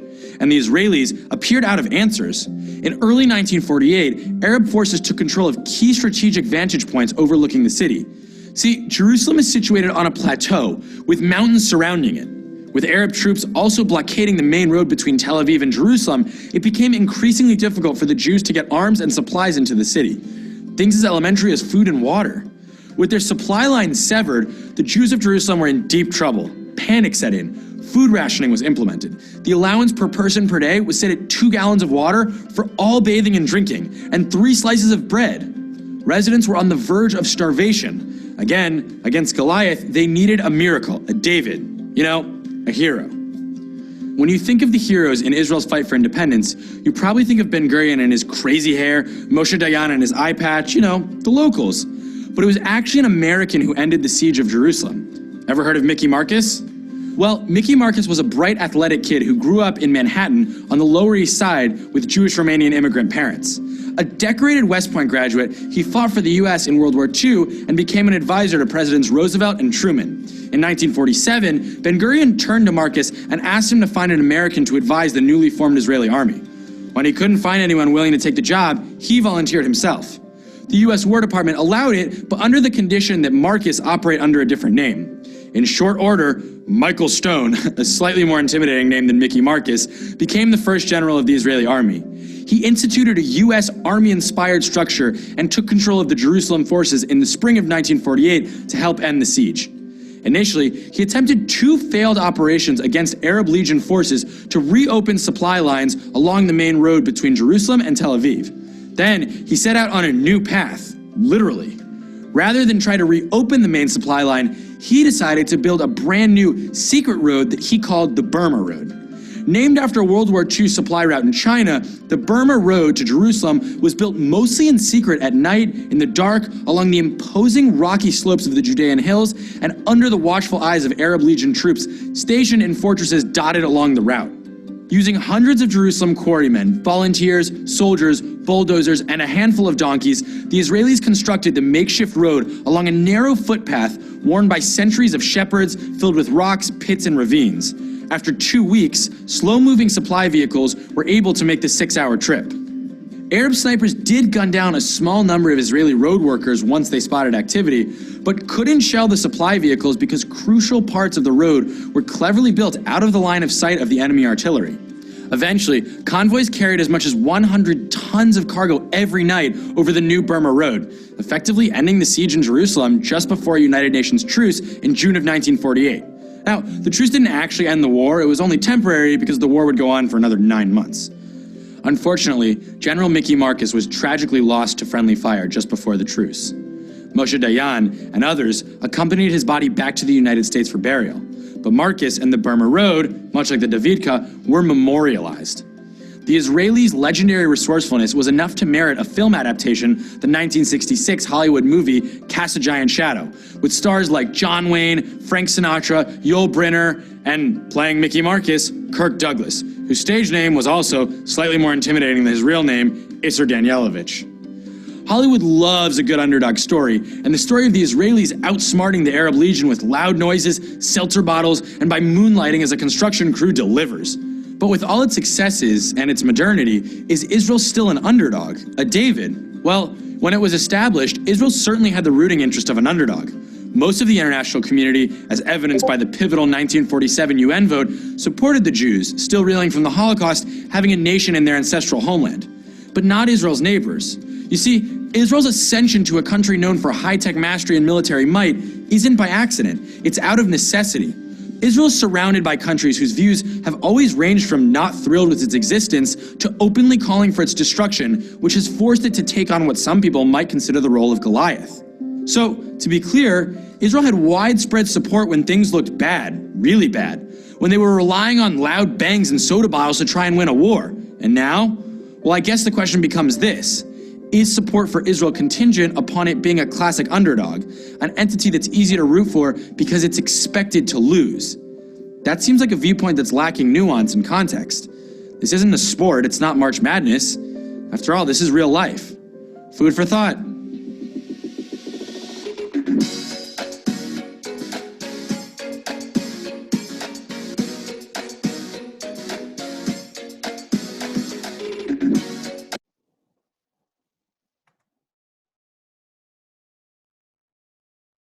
I'm going to unmute all of you.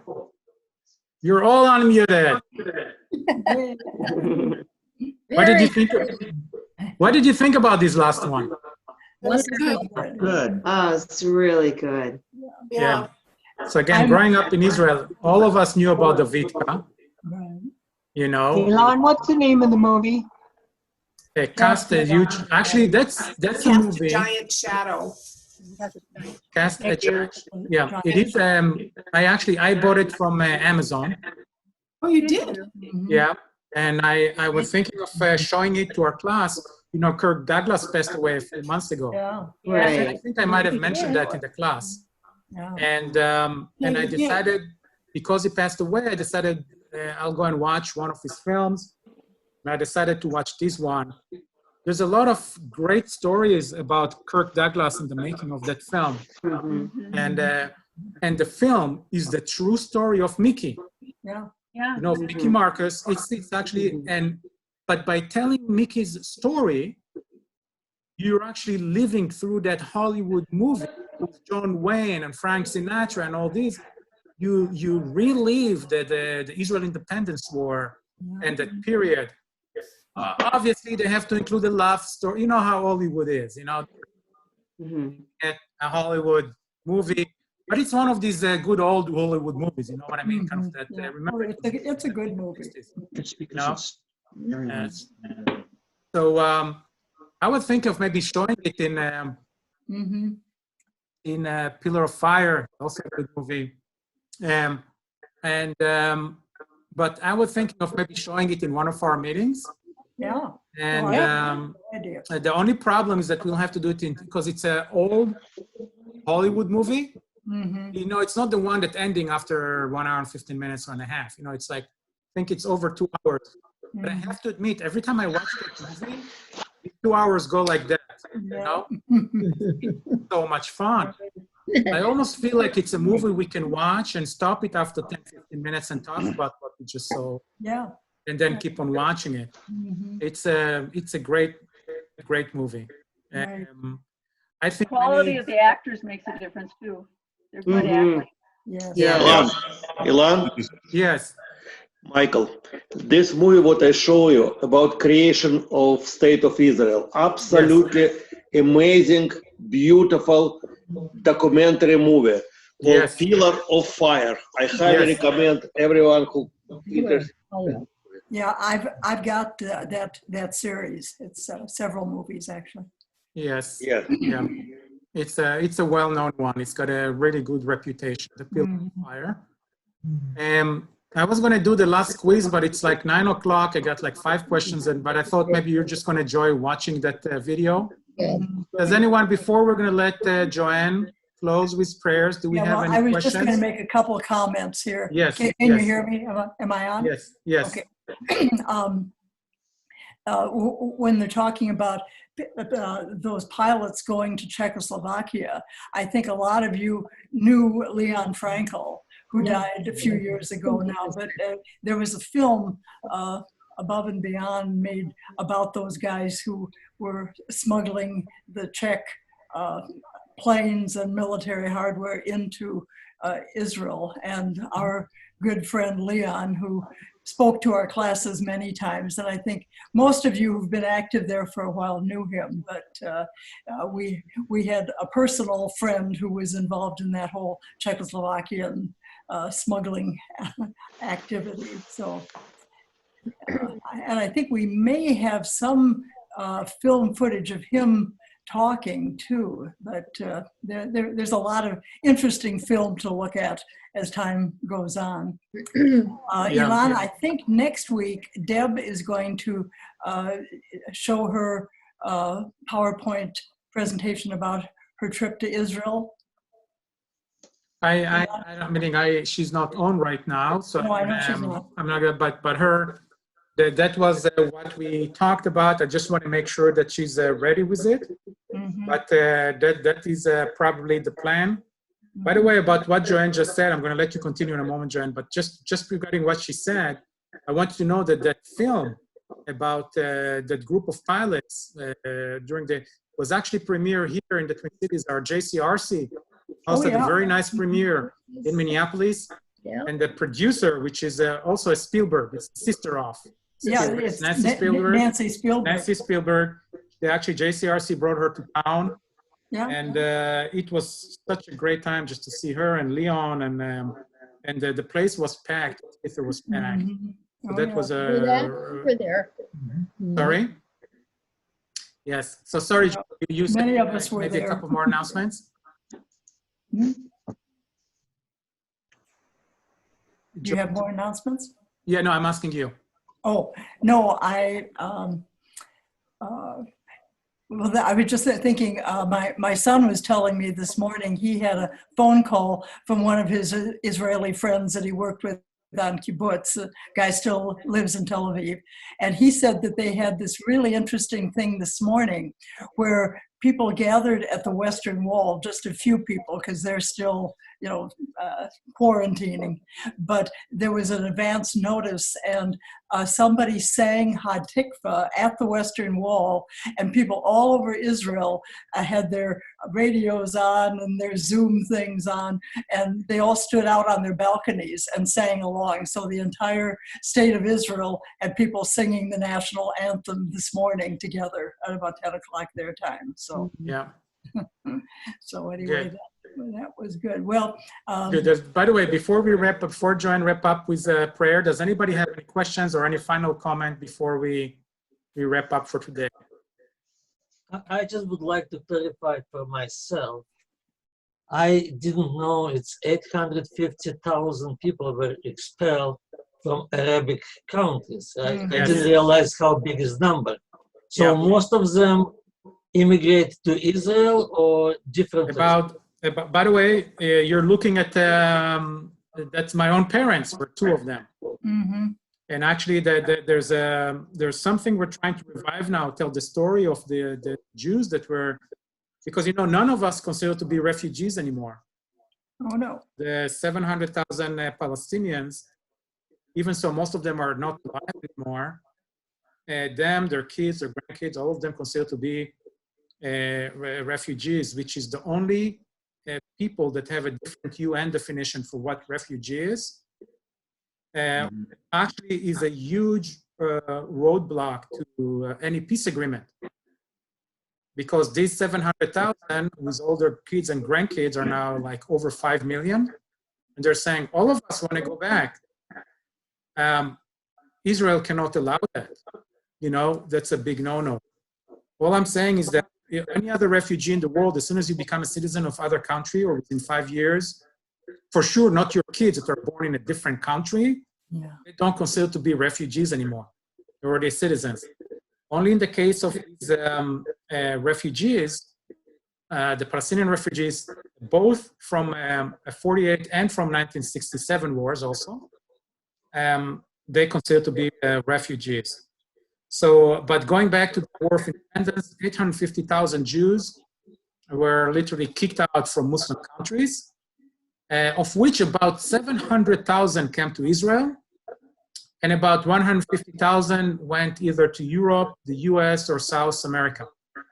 That's kind of roughly the numbers.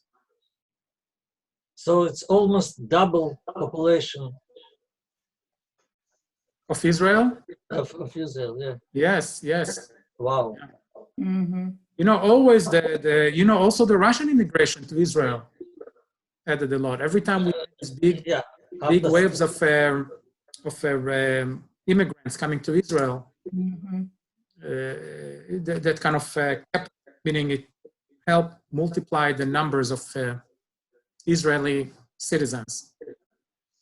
Yeah, it's almost 1 million people, but it's after 67. Yes.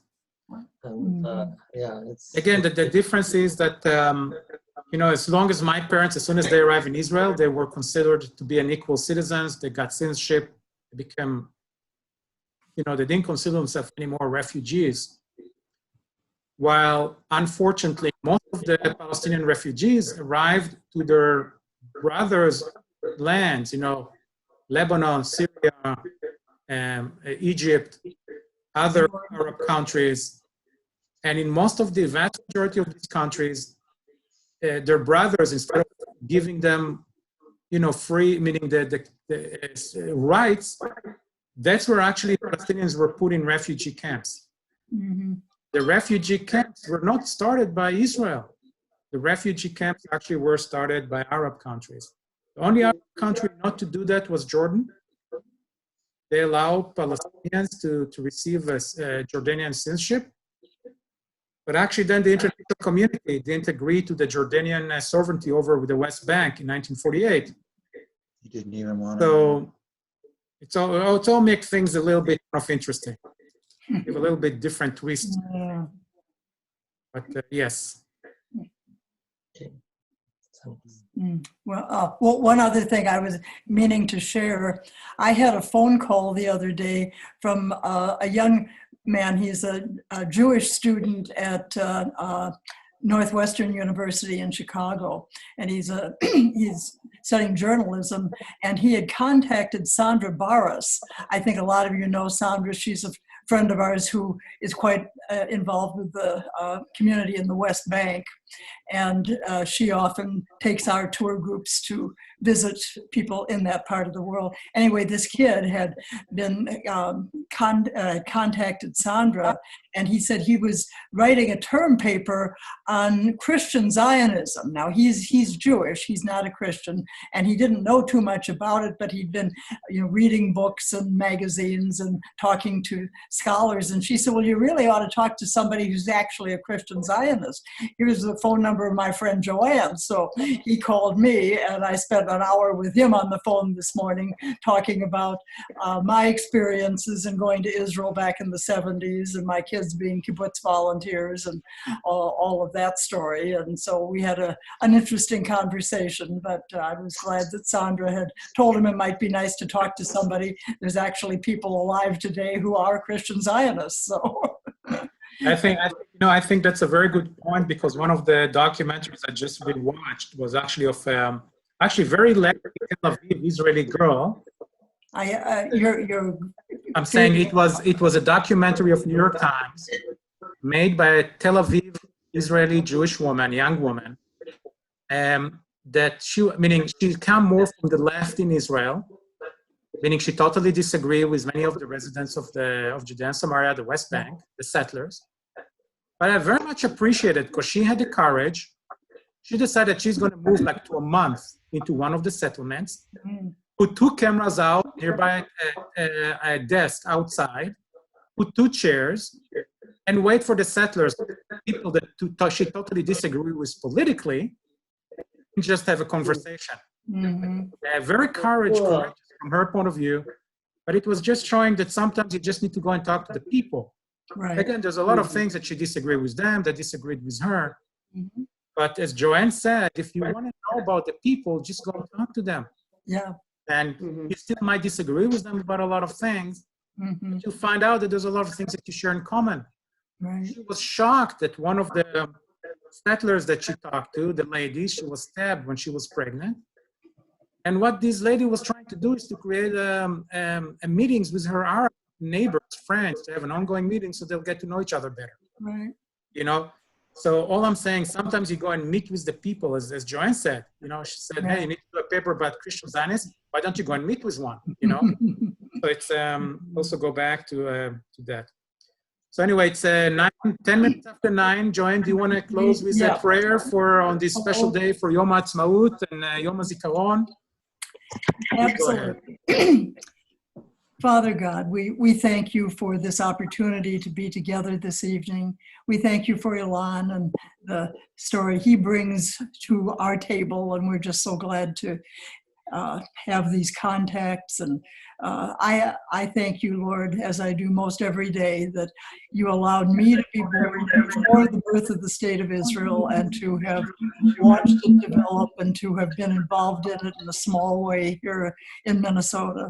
So I thank you, Lord, for everybody who's been on this call, and I just pray that you will continue to link us together and prepare us to be better tellers of the story when we can get back out in the public square again. But we thank you for the blessings of this somewhat quiet and unusual time, and pray that each one of us will have the wisdom to see what doors are open just from within our own houses and our telephones and our Zoom contacts. So, Lord, we just pray for our friends in Israel. We pray for the current Israeli soldiers, those who are still willing to give their lives that they might have a free Jewish state.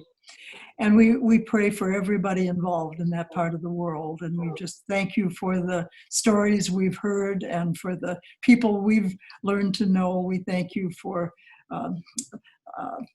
all of the various stories that have come across our path and the people we've known here in the Twin Cities who've been part of the story. So we just ask you to give us wisdom to sort all these things out and to tell the stories to the younger people in our neighborhoods and in our families. And we just ask you to continue to bless us, give us wisdom, and have great blessings on Israel, Lord. And we thank you for linking us together in this, and we just pray for wisdom for the future. In your name we pray.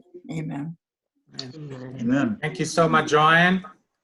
I'm not going to close. I'm going to stop the recording, but you can stay and talk if you want to. If you have any reflections, it's like I'll try to do it like a regular meeting.